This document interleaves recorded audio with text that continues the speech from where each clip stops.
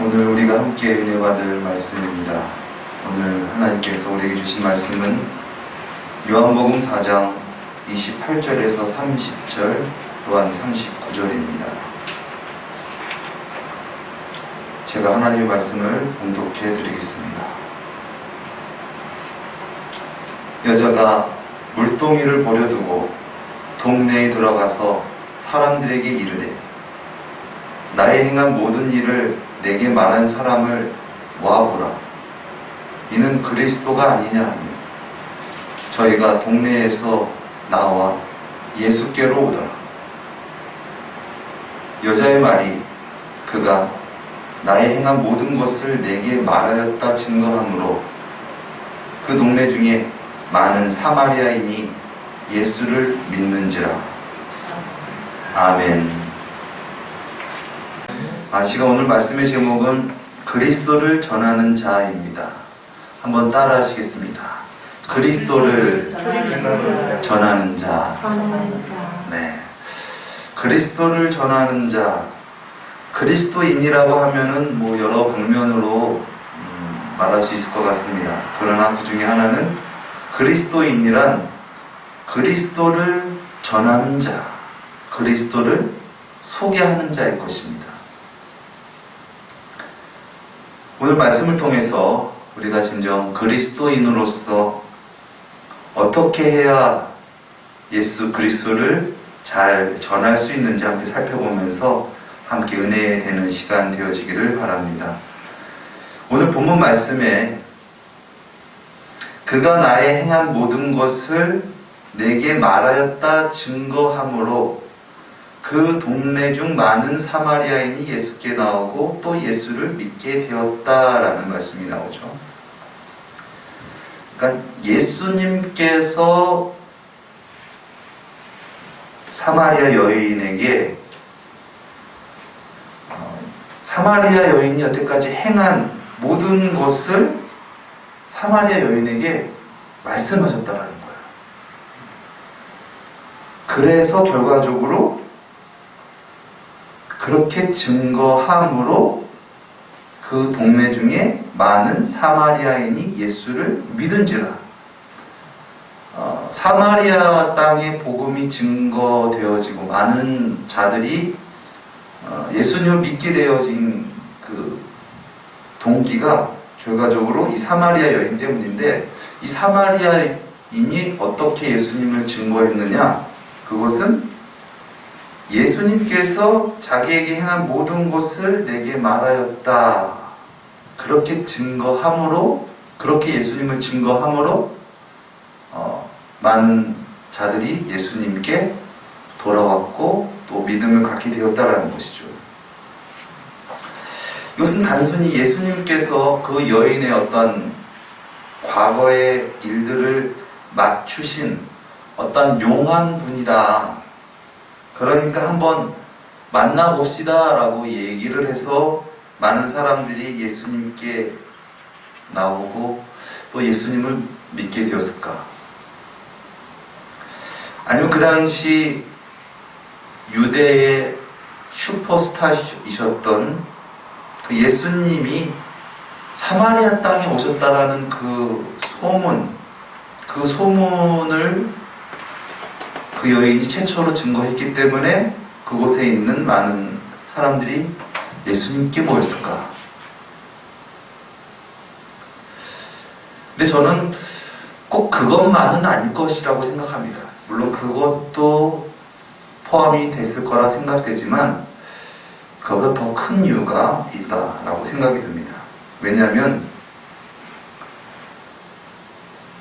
그 여인이 예수님을 만날 때 그 여인은 정오, 한낮에 물을 들어온 여인이었기 때문에 그렇습니다.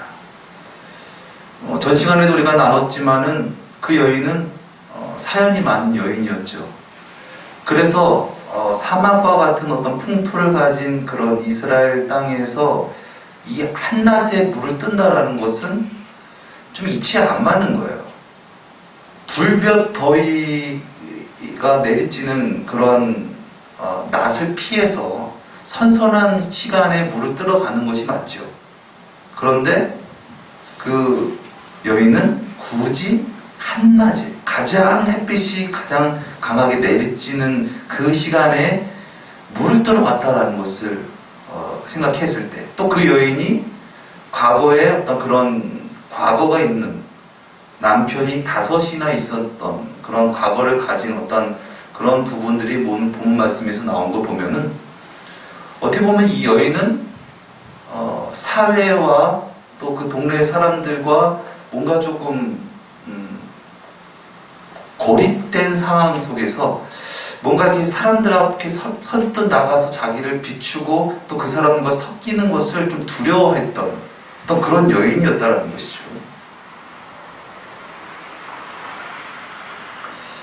요즘 사회적으로 문제를 삼고 있는 것이 있습니다. 그 중에 하나가 고독사이죠. 고독사는 우리가 잘 아는 것 같이 혼자서 죽음을 맞이하는 것을 말합니다.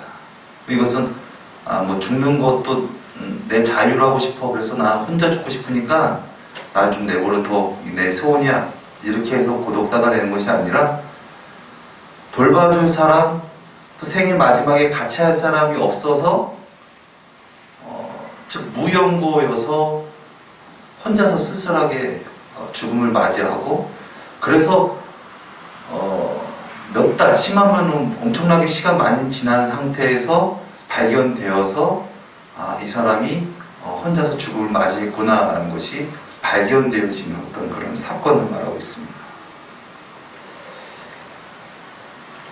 과거의 고독사의 문제는 연세가 많으신 어르신들만의 이야기였습니다. 근데 이제는 청년 고독사라는 말이 떠오르고 있습니다. 20, 30대의 젊은이들이, 청년들이 그렇게 쓸쓸하게 죽음을 맞이하고 있다는 것이죠.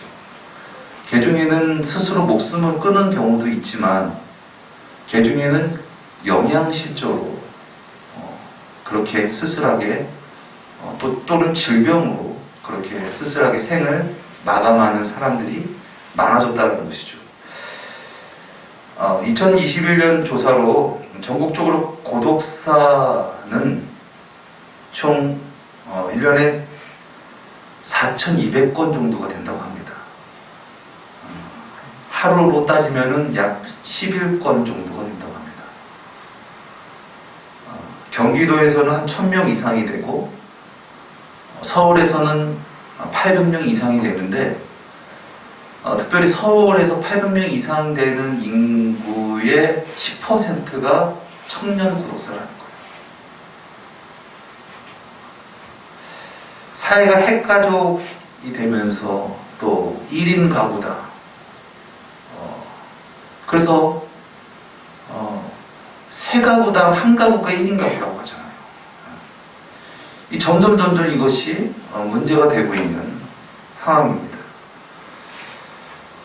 물론 경제가 어렵고 또 취업이 어려워서 젊은 나이에 그렇게 쓸쓸히 죽음을 맞이하는 이들이 점점 늘어나고 있습니다. 이것은 한 개인만의 문제는 아닌 것입니다. 그가 약해서, 그가 무능력해서, 때로는 그가 어려움을 겪었기 때문에 그런 거야 라고만 치부할 수 없는 것이 왜 그렇습니까? 그도 우리와 함께 살고 있는 일원이기 때문에 그렇습니다. 사회가 관심을 갖고 사랑을 갖고 이웃을 돌볼 수만 있다면 아마 그런 고독사는 막을 수 있었겠죠. 최소한 청년들의 고독사다. 그런데 어떻습니까? 각자 삶이 힘듭니다. 각자 삶이 지칩니다. 그렇기 때문에 이 각박한 세상에서 내 이웃의 소리 없는, 아니 소리를 내고 살려달라고 말해도 살려낼 수 없는 것이 사회적 현실이라는 것이죠. 살아갈 힘이 없어서 질병으로, 때로는 노후로, 또 경제적 어려움으로 그렇게 세상 속에서 고립되어서 살아가는 자, 그런 자들이 갈수록 늘고 있습니다. 이러한 현실이 지금 우리 모두의 현실입니다. 또 한편으로는 이러한 현실이 크리스천의 현실은 아닌가, 교회의 현실은 아닌가 라는 생각도 가져봅니다. 제가 너무 비관적으로 과잉한 어떤 그런 해석인가요? 실제로 어떻습니까? 실제로 교회에 믿는 이들의 수가 점점 감소하고 있는 추세를 갖고 있고, 오래전부터 교회 안에 어린이들의 수가 급격히 줄어가고 있는 그러한 상황입니다. 어떻게 이 고립에서 나와서 세상과 어떻게 바르게 소통할 수 있을까?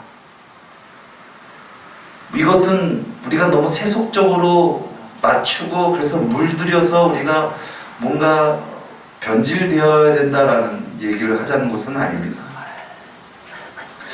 어떻게 해야 우리가 진정 그들에게 이 복음을 잘 증거하고 그들이 예수님께로 교회로 돌아오게 할 수 있을까에 대한 그러한 문제라는 것이죠.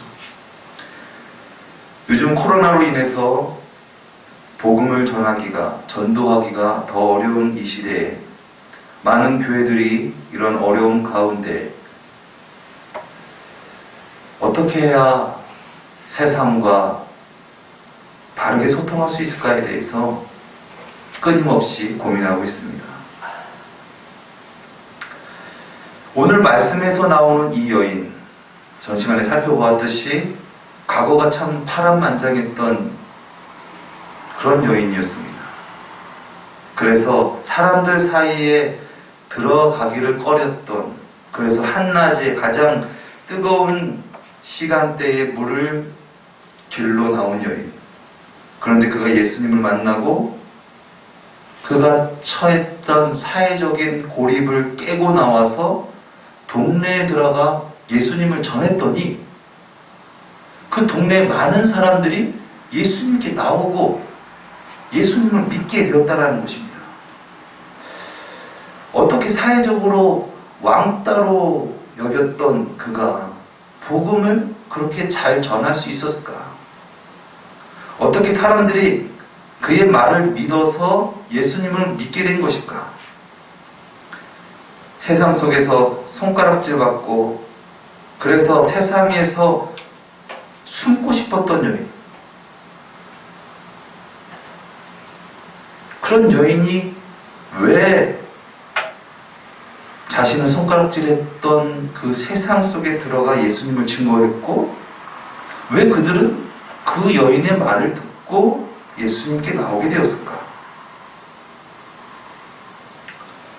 처음에도 말씀드렸지만은 단순히 슈퍼스타인 예수님을 보고 싶어서 그 여인의 말을 믿고 나온 것일까?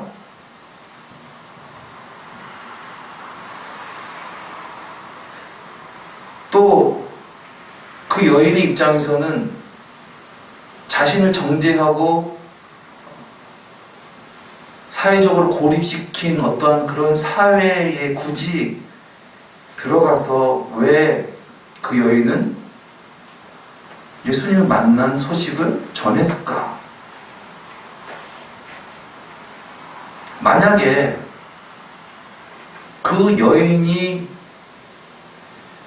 메시아가 아닌 분을 메시아라고 또 얘기하게 되면 더 큰 망신을 당해서 어떻게 보면 세상 속에서 매장당할 수 있는 그러한 상황 속에서 그러한 염려들을 뚫고 어떻게 그는 예수님을 전했을까?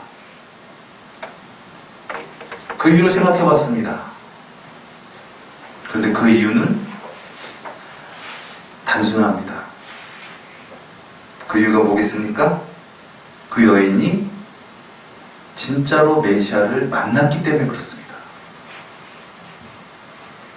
진정 내가 만난 분이 메시아임을 그는 확신했기 때문에 그러기에 그럼에도 불구하고 그는 예수님을 전한 줄 믿습니다.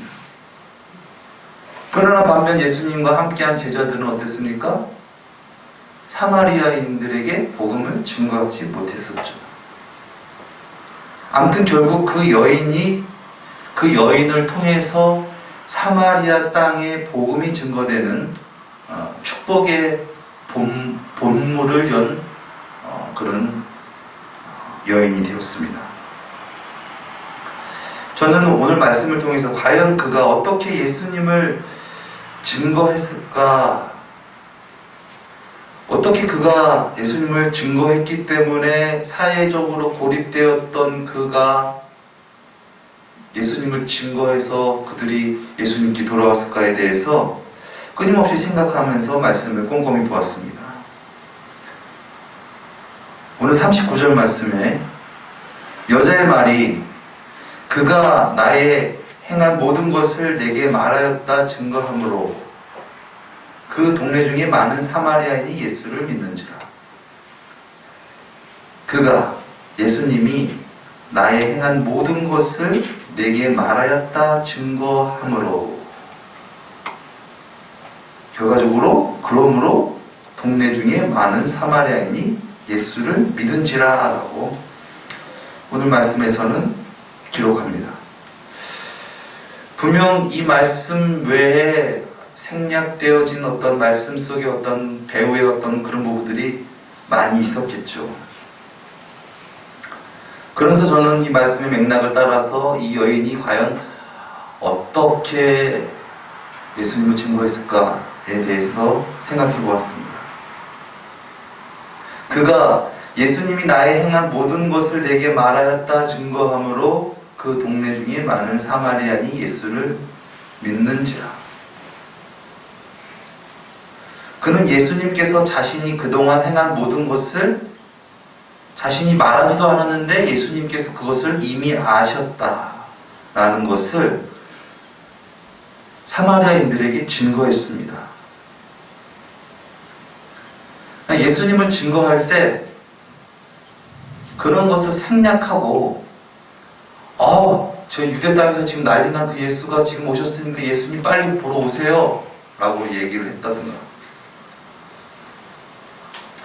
그렇게만 얘기를 한 것이 아니라 내가 예수를 만났는데 내가 만난 예수님께서 나의 모든 일들을 나에게 말해주셨습니다. 그분이 진정 그리스도이십니다. 그렇게 증거했다는 것이죠.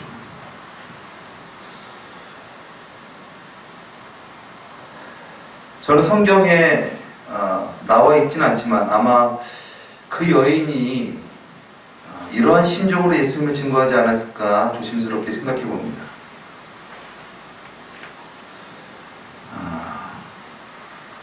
그 여인이 예수님을 만나고 이제 물동이를 버려두고 동네에 들어가서 예수님을 증거하는 거예요.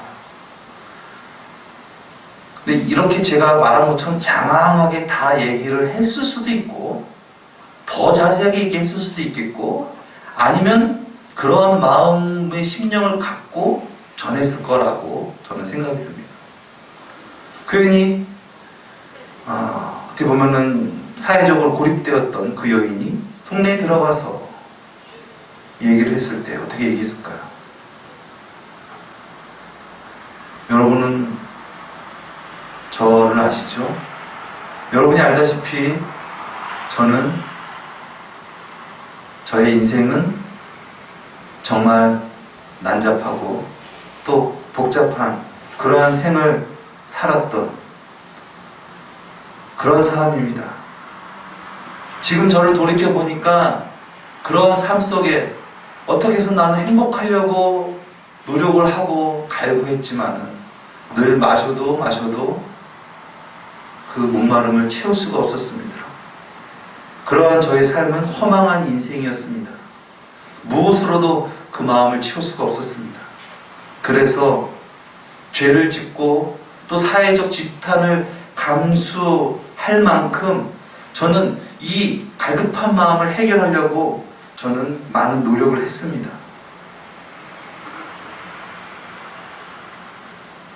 제가 죄를 짓기를 원해서라기보다는 진정 제 안에 이 허한 마음을 무엇으로도 채울 수 없는 이 마음을 채우기 위해서 저는 그러한 짓을 하였습니다. 그러나 그럴수록 저의 인생은 비참해졌고 행복과는 정반대의 길을 걸어가고 있는 것 같았습니다. 어떻게 해야 이 꼬인 문제를 해결할 수 있을까? 저는 점점 꼬여가는 저의 인생을 보면서 깊은 늪 속에 빠져든 것 같았습니다. 그러던 중에 유대 땅에서 메시아라고 추정이 되는 자가 기적을 나타내고 있다는 소식을 들었습니다. 아마 여러분도 그 소식을 들으셨을 것입니다. 과연 그는 어떤 사람일까? 그러나 그것은 그들만의 이야기이지 우리와는 거리가 먼 이야기였습니다. 또 그 이야기가 사실이라면 혹시 그가 우리를 벌하시지 않을까라는 두려움이 있었습니다. 그에게 관심은 있었으나 그래서 그의 소식이 그리 달갑지만은 않았습니다. 그러던 어느 날 제가 살려고 사람들의 눈을 피해서 정오에 물을 뜨러 갔습니다. 그런데 그곳에서 그분을 만났습니다. 그분이 나에게 물었습니다. 물을 달라. 여러분 웃기지 않습니까? 유대인의 복장을 한 그가 저에게 물을 달라고 물었습니다. 저는 되물었습니다. 아니 당신은 유대인인데 어떻게 나에게 그렇게 말을 할 수가 있습니까? 그랬더니 그가 얘기합니다. 너가 진정 내가 누군지 알았다라면 하나님의 그 선물과 생수를 나에게 구했을 것이다. 저는 참 기가 차고 어이가 찼습니다. 아니 물을 달라고 하더니 또 나에게 물을 달라고 하면은 또 생수를 준다고? 그러면서 그가 또 나에게 얘기합니다. 내가 주는 물은 이런 물을 얘기하는 것이 아니다. 내가 주는 물을 먹게 되면 이 물과 같이 먹어도 갈증이 나는 그런 물이 아니라 영원히 목마르지 않는 그러한 물을 주겠다. 저는 너무나 기가 찼지만 그 남자를 기를 주기 위해서 얘기했습니다. 그런 물이 있으면 한번 줘봐요. 그런 물이 있으면 한번 줘봐요. 그래서 내가 이렇게 물도 길러오지 않게 그런 물이 있으면 한번 줘봐요. 그랬더니 난데없이 그가 나에게 이런 말을 합니다. 내 남편을 불러와라. 저는 너무나 당황했습니다. 여러분도 아시다시피 저는 그런 각오가 있는 여자이기 때문에 남편을 불러와라 라는 말을 했을 때 저는 너무나 당황스러웠습니다. 그러나 그 당황한 기색을 티나지 않게 하고 저는 남편이 없습니다 라고 그에게 말했어요. 그랬더니 그가 나에게 말씀하신 겁니다. 그래 맞다. 너는 남편이 5이 있었다. 그런데 지금은 남편이 아닌 다른 사람을 만나고 있으니 너는 남편이 없다라는 너의 말이 옳다. 처음부터 이 사람이 예사롭지 않다라는 것을 느꼈지만 점점 그분의 어떤 그런 말씀 속에서 저는 그가 정말 누구인가에 대한 궁금증이 솟아났습니다. 그런데 대놓고 그가 당신이 지금 유대에서 그렇게 지금 메시아임을 나타내시는 그 예수가 맞습니까? 라고 물어볼 수 없어서 예배에 대해서 그 사람에게 물어봤습니다. 아니, 당신의 민족과 우리의 민족은 예배가 다릅니다. 근데 그 둘 중에 어떤 예배가 옳습니까? 그때 그가 얘기합니다. 진정한 예배는 하나님께서 약속하신 그 메시아가 오시게 되면 그 메시아로 말미암아 참된 예배가 진정으로 회복될 것이다. 그 여인은 다급하게 얘기합니다. 맞습니다. 저도 그 사실을 알고 있습니다. 메시아, 메시아 그분이 오시면 진정한 예배에 대해서 말씀해 주실 것입니다. 진정 하나님에 대해서 말씀해 주실 것입니다. 그때 예수님께서 말씀하시죠. 너에게 말하는 내가 그러라. 여인은 어쩌면 처음부터 저분이 예수님이시다라는 것을 느꼈지만 점점 예수님과 대화 속에서 예수님이 진정 메시아심을 진정으로 느끼고, 그리고 그때 마침 동네에 들어갔던 예수님의 제자들, 즉 유대인의 복장을 하고 온 그 예수님의 제자들 12명이 예수님께 나오는 모습을 보면서 저분이 진정 메시아 예수 그리스도시구나. 그리고 나서 물동이를 버려두고 동네에 들어가서 예수님을 증거했다라는 것이죠.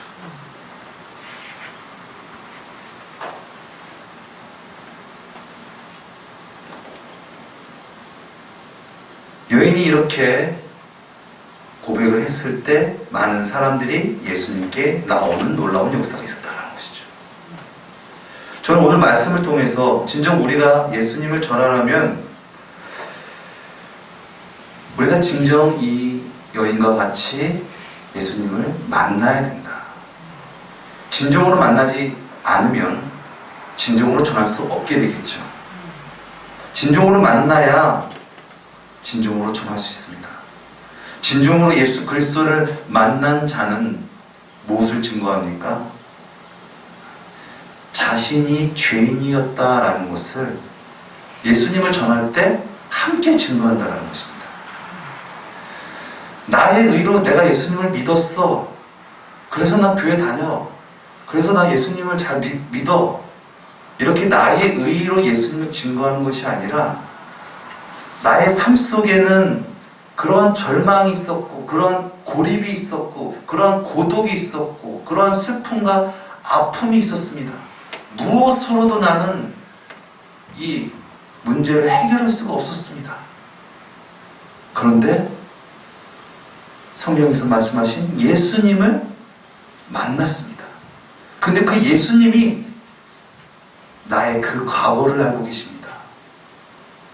나의 과거를 알고 너 그때 왜 그랬어? 너는 죄인이잖아 라고 정죄하신 것이 아니라 마치 정말 최측근에서 나를 지켜보면서 안타까운 심령으로 그렇게 살아서 참 만족하는 것이 아닌데, 그걸로 참 행복할 수 있는 것이 아닌데 안타까워하면서 그렇게 곁에서 나를 지켜보고 계셨다. 그리고 나에게 그것으로 진정으로 만족할 수 있는 것이 아니다. 진정 하나님께서 보내주신 그 메시아를 주님으로 영접함으로, 그렇게 살아감으로 진정 구원을 얻을 수 있다라고 예수님께서 그 여자에게 복음을 전하셨다는 것이죠. 그 여인은 그런 과정을 그 당시 사마리아인들에게 증거한 것입니다. 그렇기 때문에 그 사마리아인들이 그의 과거를 알잖아요. 그의 어려움과 그의 고통을 사실상 그의 것만이 아니라 자신의 것들이잖아요. 내가 인생 살아가면서 어렵고 힘든 일이, 그와 같은 일들이 걸리진 않았지만 그와 같은 죄를 지었던 적도 있었고 그와 같은 고독 가운데 살아갔었는데, 이러한 문제를 나는 어떻게 풀어갈 것인가에 대한 그런 고민을 했던 사람들이 그 여인의 그 예수님을 전하는 그 복음에 공감을 했다는 것이죠.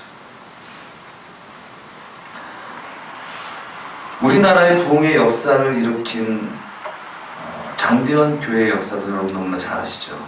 기선주 장로님이 은혜를 받고 그가 고백한 것이 무엇입니까? 저는 장로입니다. 제가 예수님을 얼마나 잘 믿었고 얼마나 봉사를 많이 했고 헌금을 많이 했습니다 라고 얘기했을 때 그런 회심이 일어나지 않았어요. 그가 한 것은 무엇이었습니까? 저는 죄인입니다. 저는 아주 나쁜 놈입니다. 제가 예수님을 믿는다고 하지만 제가 그런 나쁜 일을 하는, 저는 그런 나쁜 사람이었습니다. 그런데 주님의 그 진정 만나심을 내가 경험하고, 내가 진정 나로서는 구원을 얻을 수 없고 내가 정말 죄인이다라는 것을 뼈저리 느꼈습니다. 그리고 그것을 끝난 것이 아니라, 여러분 정말 죄송합니다, 저의 가식적인 모습과 외식적인 모습, 남의 것을 띄어먹고 갚지 않은 그런 잘못을 용서하여 주시옵소서. 이제라도 용서해 주시고 갚겠습니다. 그렇게 철저하게 자신의 죄를 뉘우치고 또 용서를 구하고 그것을 갚기 위해서 노력을 하는 어떤 그러한 삶을 하면서 예수 그리스도를 증거했다는 것이죠. 그랬을 때에 한반도에 놀라운 성령의 역사가 있었고 부흥의 역사가 나타내어졌다는 것이죠. 초대교회 역사도 마찬가지죠. 베드로도 예수님의 수지자라고 얘기했지만 결국 예수님을 사람들이 보는 과정 가운데서 3번이나 부인을 하였습니다. 그럼 그가 어떻게 세상 가운데 다시 나갈 수 있습니까? 다시 나간다는 것은 나는 의인이야라고 나간 것이 아니죠. 저도 저와 같이 예수님을 부인한 그런 죄인입니다.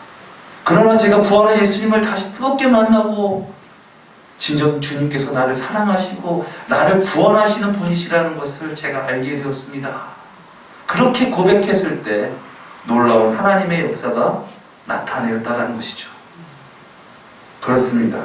진정 그리스도를 만났다라는 것은 진정 그 그리스도가 내가 정말 필요하다는 것을 느끼는 자입니다. 즉 하나님 앞에 내가 하나님을 떠나서는 죄인이구나라는 것을 깨닫는 자라는 것이죠. 물론 예수님께서 그 여인의 과거를 정죄하고 벌하시고 그러시지 않았어요. 내가 그것을 안다. 네가 죄를 겉으로는 졌지만 그 안에 너의 그 어려움과 그 아픔과 슬픔과 무엇으로도 채울 수 없는 그 불만족, 그 불만족 때문에 그렇게 행한 것을 내가 너무나 안타깝고 내가 가슴 아피 생각하고 그렇게 생각하고 있다.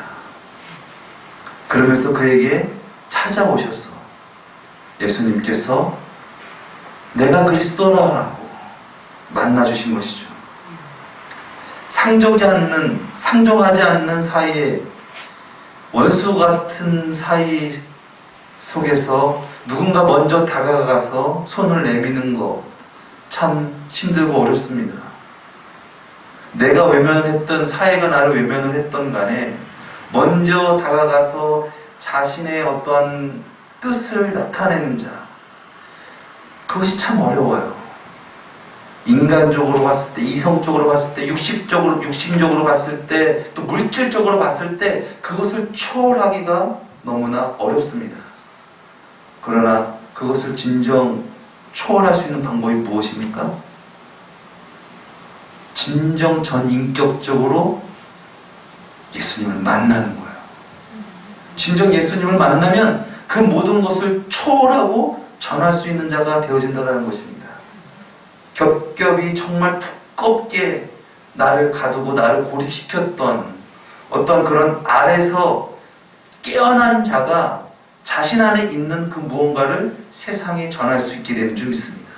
사회적 시선이 두렵고 또 그런 모든 것들이 두려워서, 나의 손해가 두려워서, 그래서 고립되고 멀어지는 것이 아니라 진정 내가 만난 그 주님, 그 예수님 때문에 나는 과거의 모든 죄를 청산하기를 원하고 여러분 앞에 용서를 구하기를 원하고 진정 변화된 삶으로 여러분 앞에서 살아가기 원합니다. 말만 하는 것이 아니라 그렇게 살아가는 것. 예수님을 믿는다고 얘기하는 것이 아니라 예수님을 진정 따라서 살아가는 것을 그들 앞에서 보여주는 것. 그것이 진정한 전도고 그것이 진정 예수님을 잘 소개하는 자라는 것이죠. 그런 모습을 통해서 그들은 느낄 것입니다. 아, 저자가 진정 메시아를 만났구나. 그가 진정 변화되는 모습을 보니 진정 메시아를 만난 것이구나.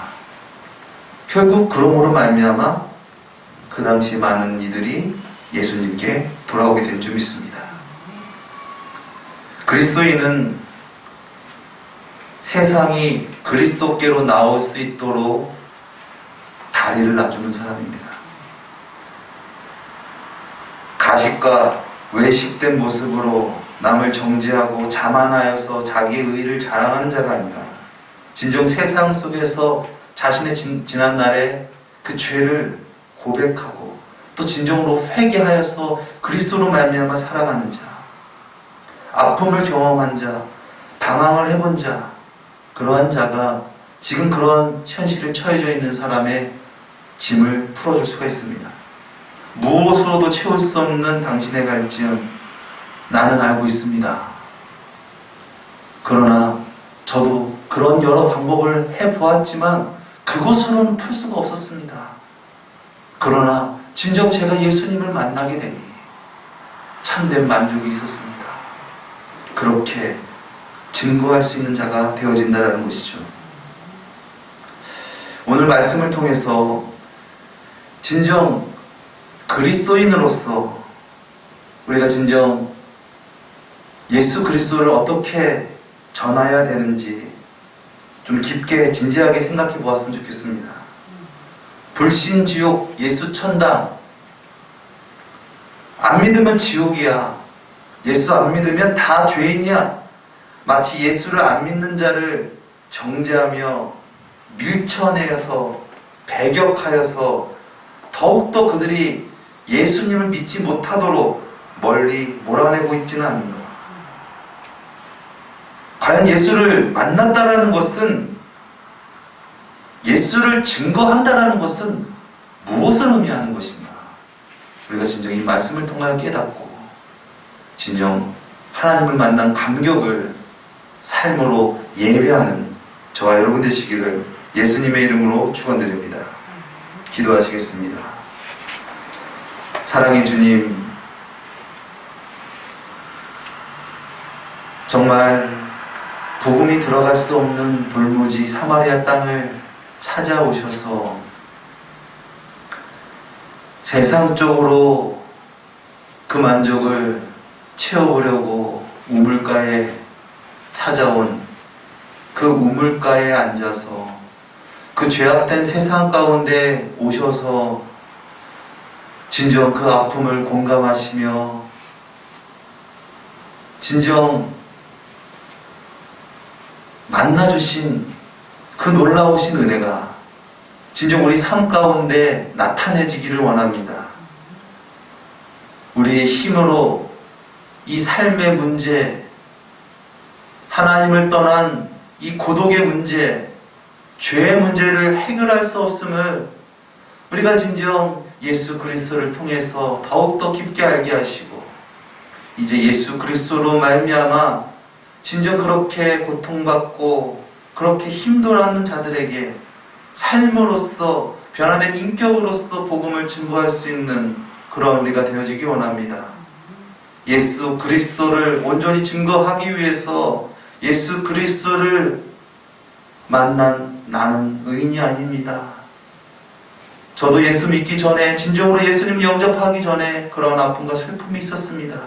그와 함께 공감하며 그들 속에서 진정 예수 그리스도를 믿고 따르며 증거할 수 있는 그런 우리 모두가 되어지게 하여 주시옵소서.